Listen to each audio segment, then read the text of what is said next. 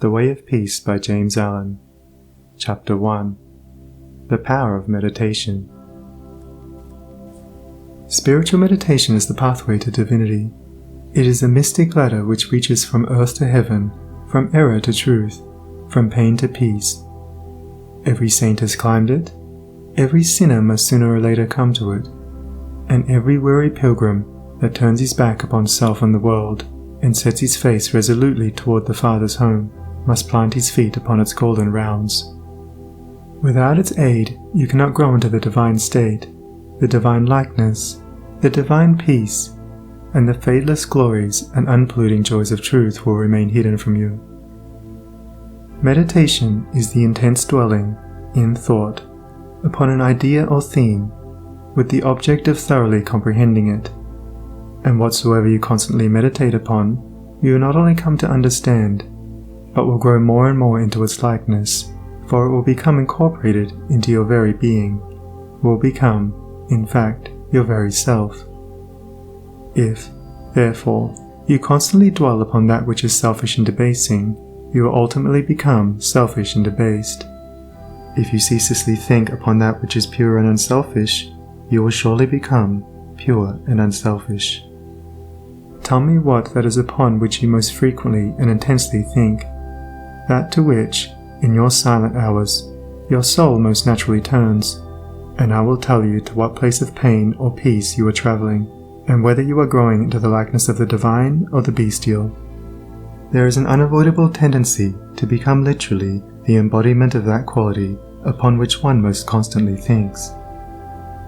Let therefore the object of your meditation be above and not below, so that every time you revert to it in thought, you will be lifted up. Let it be pure and unmixed with any selfish element. So shall your heart become purified and drawn nearer to truth, and not defiled and dragged more hopelessly into error. Meditation, in the spiritual sense in which I'm now using it, is the secret of all growth in spiritual life and knowledge. Every prophet, sage and savior became such by the power of meditation. Buddha meditated upon the truth until he could say, "I am the truth." Jesus brooded upon the divine immanence until at last he could declare, "I and my Father are one." Meditation centered upon divine realities is the very essence and soul of prayer. It is the silent reaching of the soul toward the eternal. Mere petitionary prayer without meditation is a body without a soul, and is powerless to lift the mind and heart above sin and affliction. If you are daily praying for wisdom, for peace, for loftier purity, and a fuller realization of truth, and that for which you pray is still far from you, it means that you are praying for one thing while living out in thought and act another. If you will cease from such waywardness, taking your mind off those things the selfish clinging to, which debars you from the possession of the stainless realities for which you pray, if you will no longer ask God to grant you that which you do not deserve, or to bestow upon you that love and compassion which you refuse to bestow upon others, but will commence to think and act in the spirit of truth, you will, day by day, be growing into those realities, so that ultimately you will become one with them. He who would secure any worldly advantage must be willing to work vigorously for it, and he would be foolish indeed who, waiting with folded arms, expected it to come to him for the mere asking. Do not then vainly imagine that you can obtain the heavenly possessions without making an effort. Only when you commence to work earnestly in the kingdom of truth will you be allowed to partake of the bread of life. And when you have, by patient and uncomplaining effort, earned the spiritual wages for which you ask, they will not be withheld from you. If you really seek truth, and not merely your own gratification, if you love it above all worldly pleasures and gains, more, even, than happiness itself, you will be willing to make the effort necessary for its achievement. If you would be freed from sin and sorrow, if you would taste of that spotless purity for which you sigh and pray, if you would realize wisdom and knowledge, and would enter into the possession of profound and abiding peace, come now and enter the path of meditation, and let the supreme object of your meditations be truth. At the outset, meditation must be distinguished from idle reverie. There is nothing dreamy and unpractical about it. It is a process of searching and uncompromising thought which allows nothing to remain but the simple and naked truth. Thus meditating, you will no longer strive to build yourself up in your prejudices, but, forgetting self, you will remember only that you are seeking the truth. And so you will remove, one by one, the errors which you have built around yourself in the past, and will patiently wait for the revelation of truth, which will come to you when your errors have been sufficiently removed. In the silent humility of your heart, you will realize that there is an inmost center in us all, where truth abides in fullness, and around, wall upon wall, the gross flesh hems it in.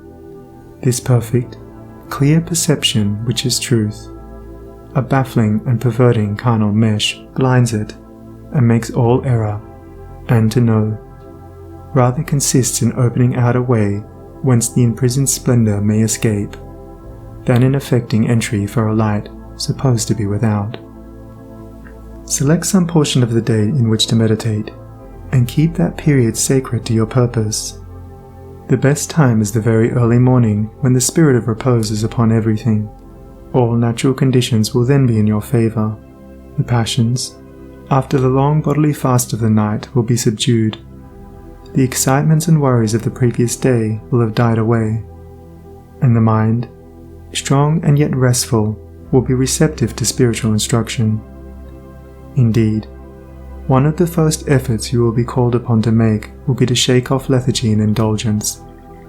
And if you refuse, you will be unable to advance, for the demands of the Spirit are imperative. To be spiritually awakened is also to be mentally and physically awakened. The sluggard and the self-indulgent can have no knowledge of truth. He who, possessed of health and strength, wastes the calm, precious hours of the silent morning in drowsy indulgence, is totally unfit to climb the heavenly heights. He whose awakening consciousness has become alive to its lofty possibilities, who is beginning to shake off the darkness of ignorance in which the world is enveloped, rises before the stars have ceased their vigil, and, grappling with the darkness within his soul, strives, by holy aspiration, to perceive the light of truth while the unawakened world dreams on. The heights by great men reached and kept, and were not attained by sudden flight, but they, while their companions slept, were toiling upward in the night. No saint, no holy man, no teacher of truth ever lived who did not rise early in the morning. Jesus habitually rose early, and climbed the solitary mountains to engage in Holy Communion. Buddha always rose an hour before sunrise and engaged in meditation, and all of his disciples were enjoined to do the same. If you have to commence your daily duties at a very early hour, and are thus debarred from giving the early morning to systematic meditation, try to give an hour at night, and should this, by the length and laboriousness of your daily task, be denied you, you need not despair, for you may turn your thoughts upward in holy meditation in the intervals of your work, or in those few idle minutes which you now waste in aimlessness, and should your work be of that kind which becomes by practice automatic, you may meditate while engaged upon it.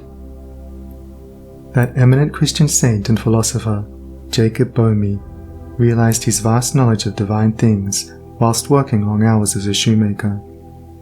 In every life there is time to think, and the busiest, the most laborious, is not shut out from aspiration and meditation. Spiritual meditation and self-discipline are inseparable. You will, therefore, commence to meditate upon yourself so as to try and understand yourself. For, remember, the great object you will have in view will be the complete removal of all your errors in order that you may realize truth. You will begin to question your motives, thoughts, and acts, comparing them with your ideal, and endeavoring to look upon them with a calm and impartial eye. In this manner, you will be continually gaining more of that mental and spiritual equilibrium without which, men are but helpless straws upon the ocean of life. If you are given to hatred or anger, you will meditate upon gentleness and forgiveness, so as to become acutely alive to a sense of your harsh and foolish conduct.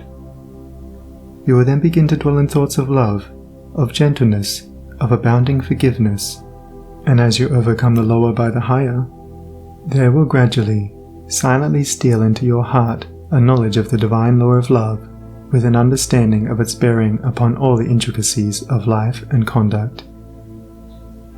And in applying this knowledge to your every thought, word, and act, you will grow more and more gentle, more and more loving, more and more divine.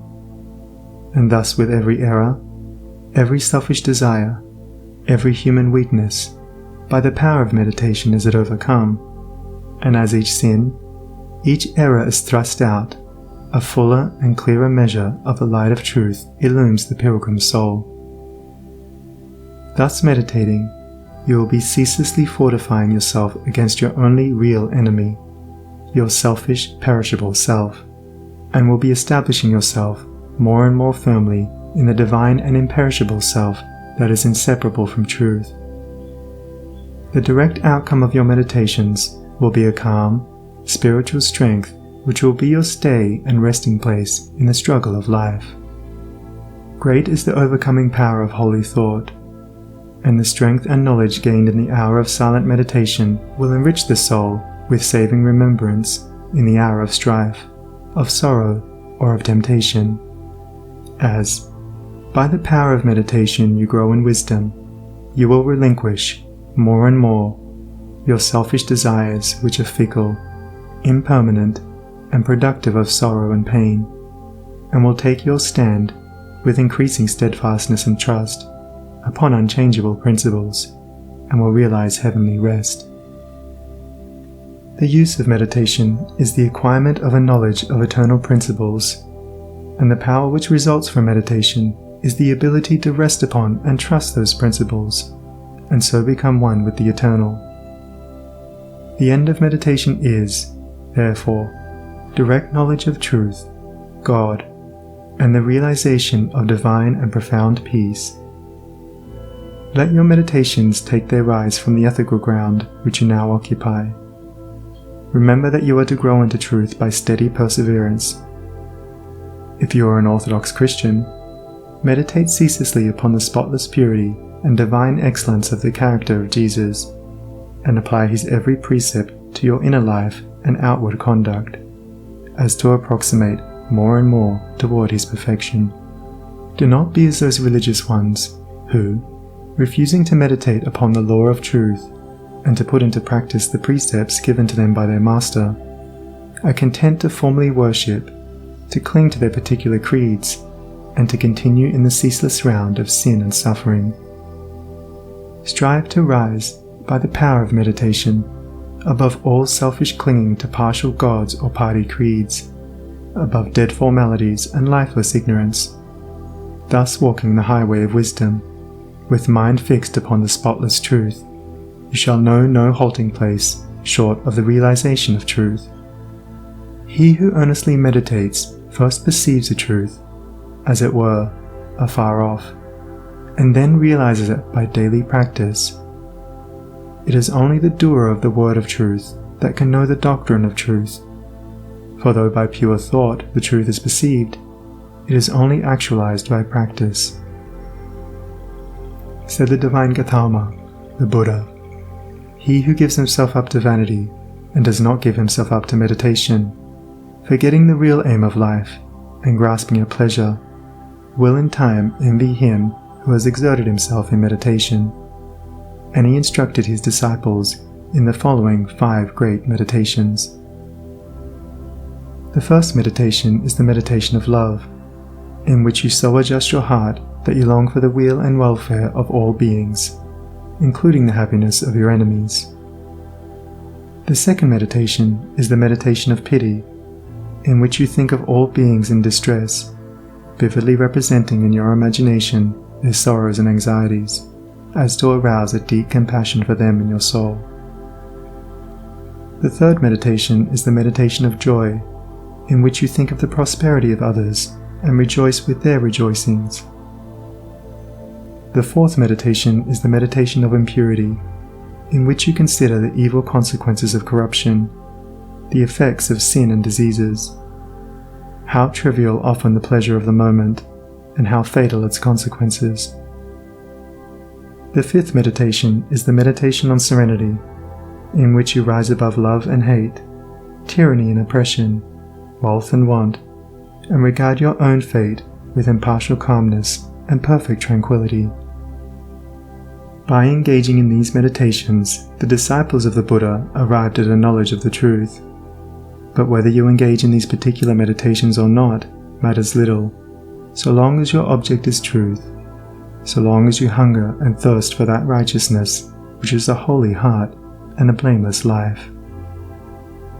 In your meditations, therefore, let your heart grow and expand with ever-broadening love, until, freed from all hatred and passion and condemnation, it embraces the whole universe with thoughtful tenderness. As the flower opens its petals to receive the morning light, so open your soul more and more to the glorious light of truth. Soar upward upon the wings of aspiration, be fearless, and believe in the loftiest possibilities.